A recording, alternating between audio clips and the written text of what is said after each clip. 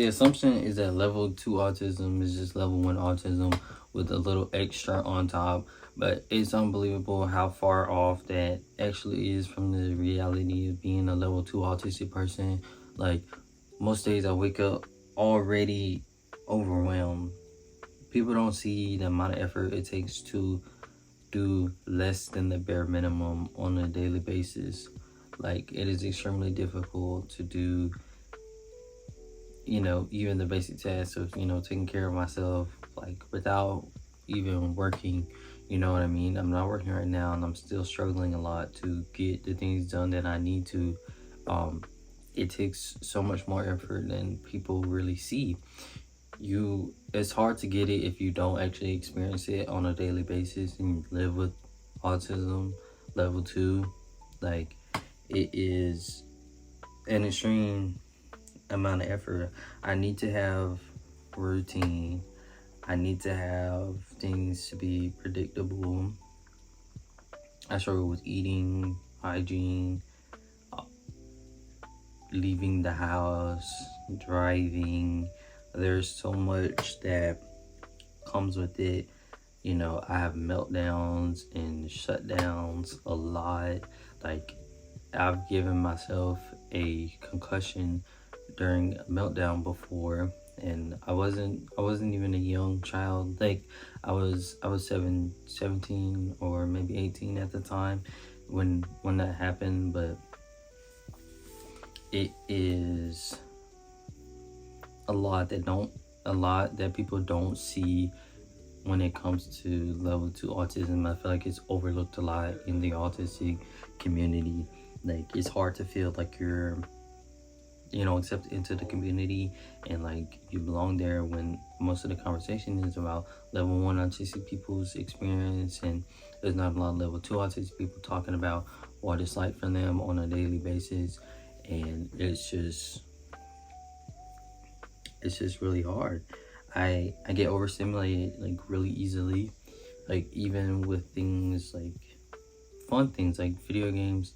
Like, I have a hard time playing new video games. Like, I can't really play new games anymore. Like, I get so overstimulated. Even if it's something like I want to do, like, that can cause a meltdown, literally trying to play a video game.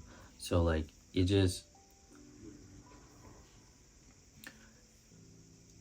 a lot sometimes, and I wish people kind of understood, level 2 and even level 3 autism better. And I wish there was more conversations about people with higher support needs and what they, deal with on a daily basis, and what it's really like to have to live with that. I'm really grateful that I got a diagnosis, because, before then, I'm late diagnosed level 2 autistic, and before I got the diagnosis, I thought I was just really lazy, and that, I was just, doing something wrong, or like I was just, I thought it was me. I thought I was a problem, and getting a diagnosis really help with that, being seen and stuff like that. And like, even though I knew I was autistic, but having that confirmation from somebody with a professional, and then I got a level 2 diagnosis and not level 1. It was really, I felt seen. I felt like I was finally understood. Like, somebody finally saw what I've been going through, and it wasn't being overlooked and downplayed. And so that was a really pivotal moment for me. I realized that it wasn't like a character flaw. It's just my brain. Like, I have a disability that I'm living with, and for a long time I didn't know. And I've just been doing the best that I can, even though I didn't know that I was dealing with this disability to that extent. Like, if you deal with this, if you're level 2 autistic, or you haven't been diagnosed yet and you're struggling a lot, like, your pace is valid. I think people, like, assume that people are lazy if they're not doing things, but that's just so wrong. Like, I honestly don't feel like laziness is a real thing. I feel like for the most part, everybody's doing, autistic or not, everybody's pretty much doing the best that they can. Like, so, you know, your pace is valid. Whatever you can do is good, and you should be proud of yourself for that. Like, it's hard being a human in this day and age, autistic or not. There's capitalism, the economy is fucked, you can't really get help even if you are disabled. It's hard. So like, just be kind to yourself, because it's already enough problems out there. Like, you don't need to add more pressure on yourself than there already is, because I know there's a lot of pressure from people around you. If you're anything like me, growing up, I didn't have that diagnosis, so I was kind of compared to my older sibling, and she was in high school. She was working, she's doing all these different things and stuff like that. And when I got to that age, I wasn't doing that because I was struggling so much. I just couldn't keep up with that, and it felt horrible being compared to my sibling, and not being able to keep up with that, even though I wanted to. Like, I wanted it so badly to be like more productive, be more of the person that I saw myself being. But I just hope that you're able to give yourself some level of kindness, even if you don't like have a diagnosis. Like, that's the part most people don't talk about, is like grieving who you used to be and changing the way you view yourself. Even though I knew I was autistic before I got a diagnosis, I couldn't really, I don't know if it's the black and white thinking or what, but I couldn't really give myself the grace and take myself seriously as an autistic person until I had a diagnosis, even though I knew like I needed that diagnosis to live my life differently.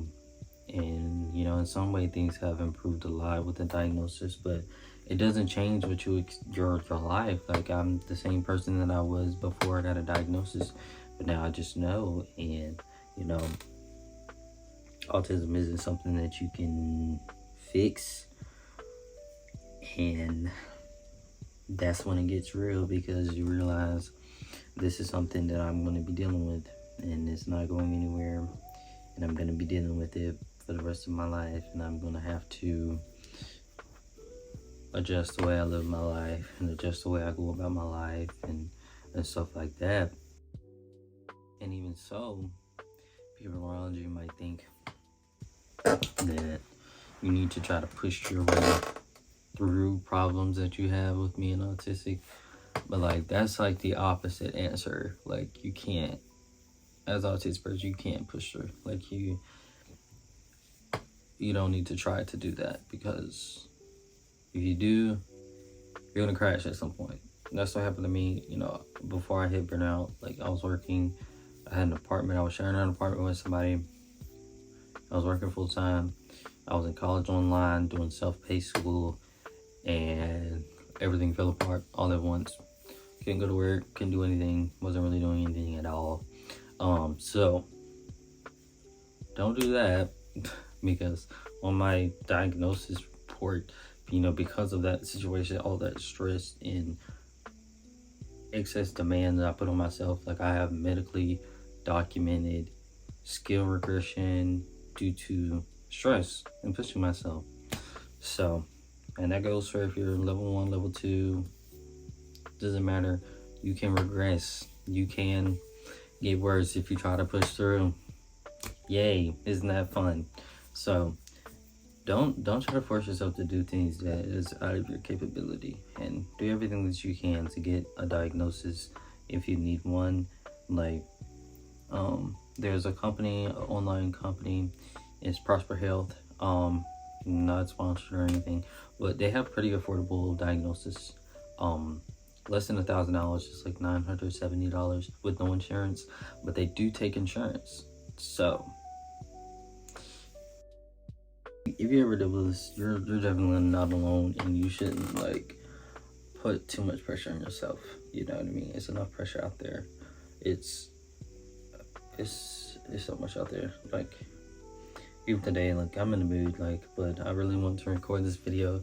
But yeah, so just, you're doing your best. You're doing the best you can, and just, that's all you can do. Fuck what everybody else has to say about it. It is what it is.